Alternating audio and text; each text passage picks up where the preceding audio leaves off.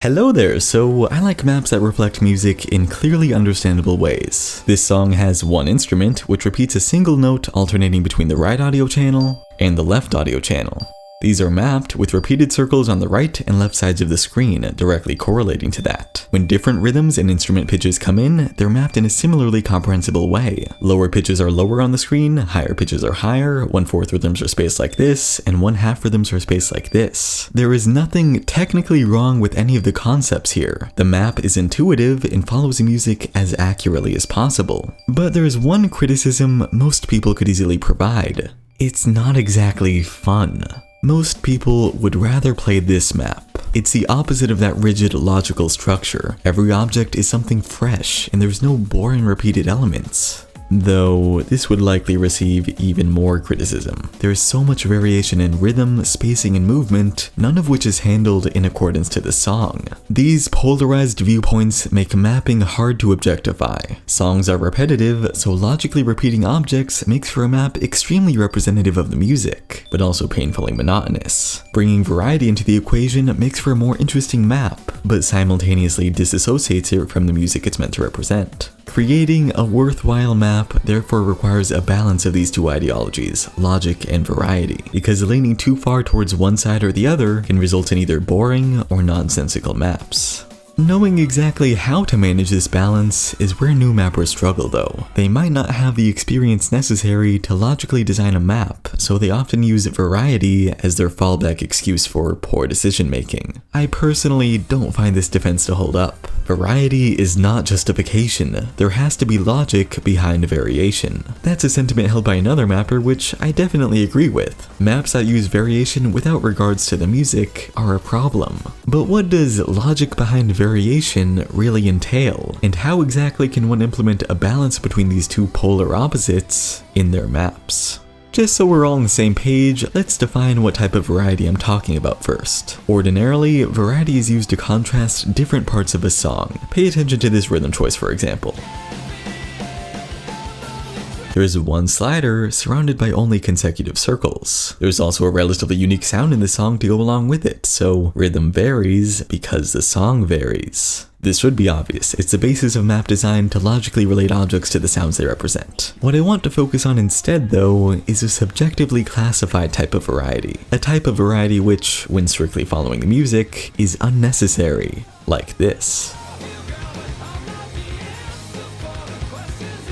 The song here repeats a boring drum beat, and the map expresses it with a few slightly different rhythms. Variety like this exists for the sole purpose of maintaining a player's interest during repetitive songs, which is necessary for making a sensible, yet interesting map. The ranking criteria vaguely addresses how to handle this sort of variety in one of its guidelines. Avoid major composition differences in similar sections of a song. This basically means when a song repeats itself, a map should logically repeat itself as well.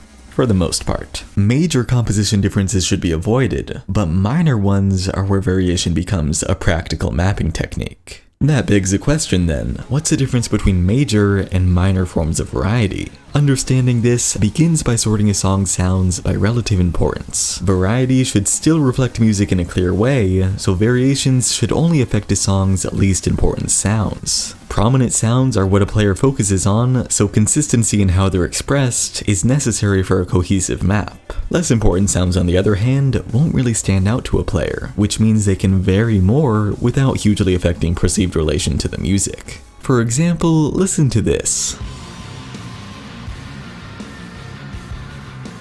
The main instrument here, a cello, plays a note each half a beat, one in every 3 of which is emphasized more than the others. This means there's repeated groupings of one strong sound, followed by 2 equally weaker sounds. The most logically correct way to map this would be a reversing half-beat slider. The strongest sound is actively clicked, while the 2 weaker sounds are passively covered as well. If the timeline were all that mattered, this rhythm would be the only one I'd consider valid, since it most accurately represents the importance of each beat. Luckily though, Osu isn't that stale, because other elements of mapping contribute to how players perceive a map.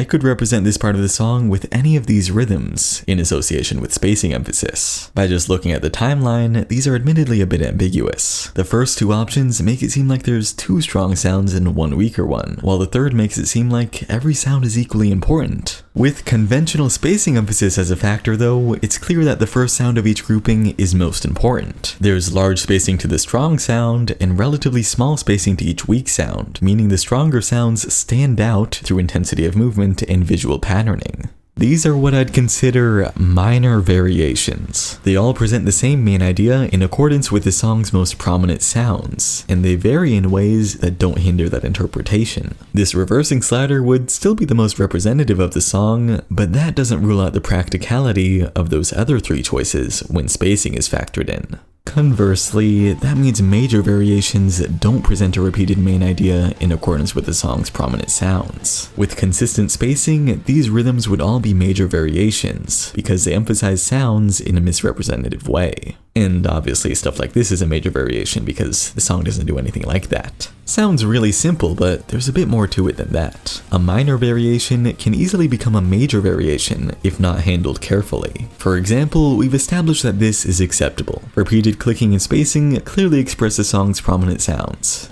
Those two, clicking and spacing, aren't the only elements of mapping though. Technically, I should be able to emphasize this prominent sound through unique movement instead of spacing, but in the context of the rest of the map, it doesn't express that same main idea. Because the map repeatedly uses spacing to indicate important sounds, a player will come to expect that all important sounds have high spacing. Different movement will stand out, but not in a way that a player associates with prominent sounds, meaning it strays from the perceived main idea and becomes a major variation. A similar issue arises when different forms of minor variety are used too sparingly. I said earlier that combining rhythm and spacing makes these acceptable minor variations. But what if I chose to do something like this?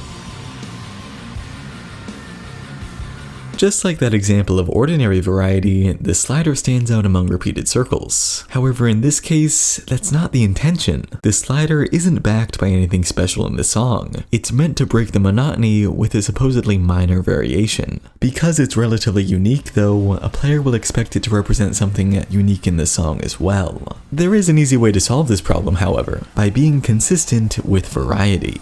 Now, before dismissing such a silly contradiction, think about what exactly it means. Minor variations are different ways of expressing the same thing, so by repeating them consistently, a player will associate them with the song's repetition. For example, by alternating between these two rhythms consistently, neither seems more prominent than the other. Neither stands out, and therefore neither can be a major variation. Minor variations in place of repetition exist to make a map slightly more interesting, while not changing a player's perception of how the map relates to the music. And that's exactly what this consistency does. It may not be as interesting as random rhythm, but it's the best compromise we can get while still appropriately representing the song. The best balance between logic and variety.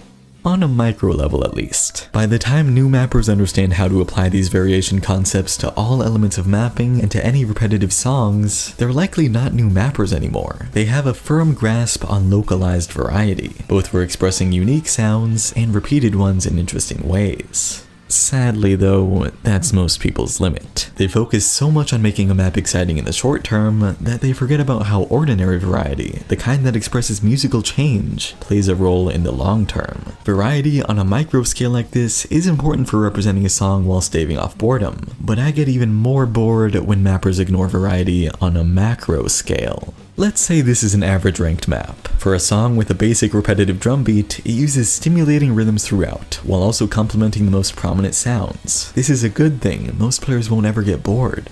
When looking at the map as a whole though, that localized variety is all it really provides. Almost every distinct section of the song, the ups and downs that make music interesting, are mapped in extremely similar ways. Slider velocity, spacing, and rhythm density all raise and lower intensity in slight amounts according to the song, but their differences are near negligible. It's not obvious at a glance that these two bits of mapping represent some of the most and least intense sections of the song. To a small degree, these differences do represent the music, but I just don't feel like they're enough. As mentioned already, the ranking criteria says avoid major composition differences in similar sections of a song, and I find the inverse to be true for ordinary variation. Avoid minor composition differences in different sections of a song. The macro level variations on this map are what I'd consider minor, ones which don't really affect my perception of the map, meaning they don't fully represent the music. Major composition differences, excluding that part about not following prominent sounds in the case of ordinary variation, are what a map needs to make large sections of a song stand out through mapping,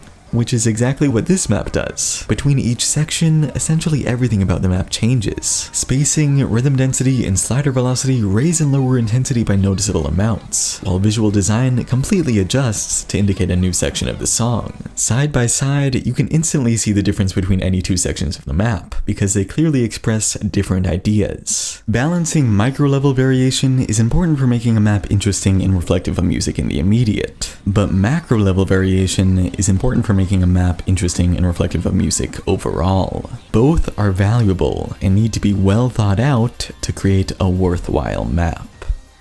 Is that really it? These essential mapping concepts I talk about explain how to create a worthwhile map, but I personally don't find many maps that could fit that description at all. Even if maps have a solid balance of logic and variety, both on the micro and macro levels, I rarely find them worthwhile. Most ranked maps are boring, and only go so far as to fit the bare minimum for ranked status. The chief reason why I think most maps disinterest me is because, in the big picture, they lack variety.